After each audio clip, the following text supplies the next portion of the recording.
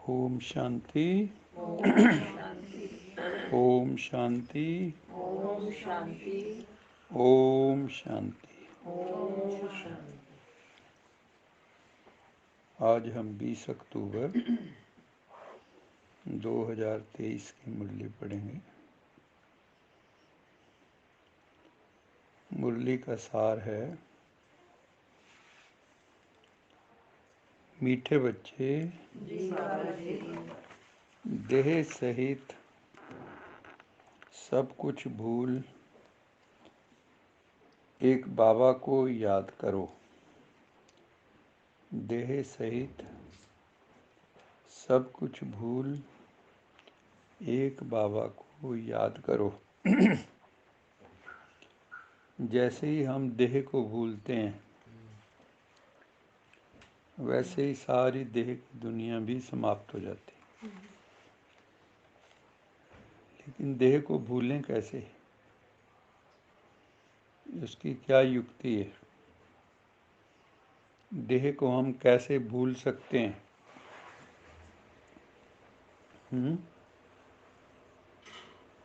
कैसे भूलें?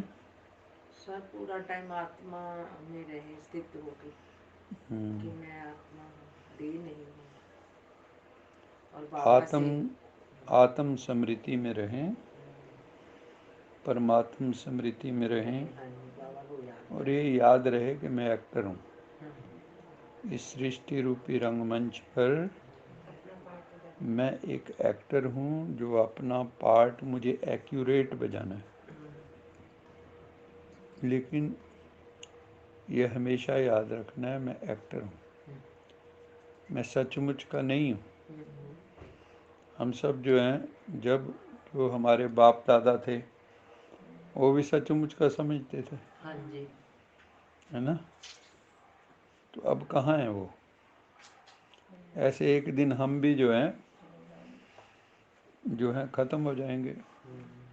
मतलब हमारी यादें भी ख़त्म हो जाएंगी, क्योंकि दुनिया आगे बढ़ती है, कोई किसी के लिए रुकता नहीं है। बिल्कुल।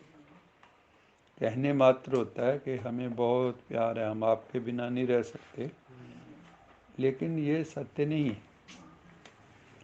सुख जो होते हैं ना, सुख, उनसे प्यार होता है हमें। व्यक्ति जो सुख देता है हमें, हाँ, उनके कामों को, कर्मों को, हाँ, उतना प्यारा लगता है। अगर आपके खिलाफ चला जाए, कोई विपरीत चले, तो आपको उससे मोह प्यार सब खत्म होने लगता है धीरे धीरे।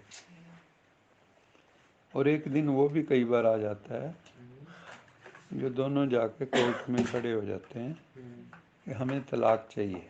बिल्कुल। हमने जो एग्रीमेंट किया हुआ था, वो एग्रीमेंट कैंसल। शादी क्या है?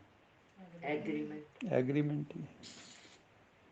एक दूसरे के साथ एग्रीमेंट है कि हम कई मैटर्स पे डिसएग्री होंगे, लेकिन फिर भी हम मिल के चलेंगे, क्योंकि हर विषय पे आप सहमत नहीं हो सकते। उसकी मत अलग, उसकी मत अलग, लेकिन फिर भी हम उन सारी बातों को भूल के चलते रहते हैं, क्योंकि हमने एग्रीमेंट किया हुआ है कि let us agree to disagree. हम इस बात के लिए सहमत होते हैं कि हम असहमत भी हो सकते हैं। तो बाबा कहता है, वो बच्चे जो देह सहित सब कुछ भूलकर इस दुनिया के पदार्थ, पांच तत्वों से बनी हुई चीज़ें, उनको भूलकर जो एक प्रभु की याद में, एक शिव बाबा की याद में निरंतर खोए हुए हैं, तो उनको बाबा कहता है वो मेरे मातेले बच्चे हैं। और दूसरे सौतेले बच्चे हैं। तो कौन से बनना है? मातेले बनना है या सौतेले बनना है? मातेले बनेंगे सर। इस पुरानी दुनिया से अब तुम्हारी बुद्धि पूरी तरह से हट जानी चाहिए। बाबा क्या कह रहे हैं? पहली बात तो इस पुरानी दुनिया में कोई सार नहीं है ना। ये दुनिया निस्सार है, असार है, इसमें सार तत्व बचा नहीं। यहाँ की चीज़ें भी देखो, अब जो खाने पीने की चीज़ें हैं उनमें भी कोई सार तत्व नहीं है। पहले जो है सब्जियां बनती थी तो उनको दूर से खुशबू आती थी, देसी घी की अलग ही एक खुशबू होती थी। सर वो तो हमारे सामने की बातें हमने देख रखी, खुद ने सुनी या देखी या महसूस की। लेकिन आप कुछ भी खा लो इन दिनों में, अब किसी में कोई सार ही नहीं है। तो इसलिए शरीर पुष्ट नहीं होते, बलिष्ठ नहीं होते, कोई ना कोई उनमें कमी, डेफिशिएंसी, कभी किसी विटामिन की कमी है, किसी मिनरल की कमी है। तो बाबा कहते हैं कि ये पुरानी दुनिया निस्सार है, इससे अब आप क्या निकालना चाहते हो? किसी चीज़ में कोई रस नहीं बचा, नीरस है। तो ऐसी नीरस दुनिया से अपनी बुद्धि, हमारी जो है वो बुद्धि पूरी तरह से हट जानी चाहिए। तभी बाबा कहते हैं वो बच्चे मेरे मातेले बच्चे हैं जो हर वक्त निराकार की यात्रा में रहें, परम धाम की यात्रा में रहें। बैठें तो सीधा परम धाम, परमात्मा के सानिध्य का अनुभव करें। जितना उसके सानिध्य में बैठेंगे उतने उसके गुण हमारे में आ जाएंगे, क्योंकि परमात्मा है बड़ा मैग्नेट, बहुत बड़ा चुंबक है। वो कितनी देखो ना, सारी दुनिया को वो खींचता है। आप लोग यहाँ क्यों आए? परमात्मा ने किसने खींचा? वो चुंबक है, वो खींचता है। और लोहे जैसी आत्मा भी जब चुंबक के संपर्क में आती तो वो भी चुंबकीय हो जाती।